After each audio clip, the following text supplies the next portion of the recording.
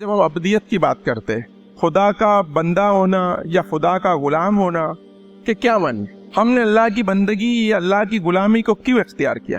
देखिए, दीन इस्लाम जो है ना, वो इंसान को ये कहता है, वो कुरान को तर्जुमे के साथ पढ़ेंगे तो कहता है कि दीन आपकी एक अक्ली चॉइस है, आप फिक्र की बुनियाद पर मुसलमान है। एक शख्स का नाम अगर कुछ मोहम्मद है तो उससे वो मुसलमान नहीं होता जब तक कि वो अल्लाह ताला की किबरियाई का दिल से इकरार न करे। हमारे साथ क्या मसला है आज के दौर में, समझिए कि आज का जो दौर है वो खुद को दिखाने का, खुद नुमाई का, सेल्फ के ऊपर जो है उसका पूरा फोकस है।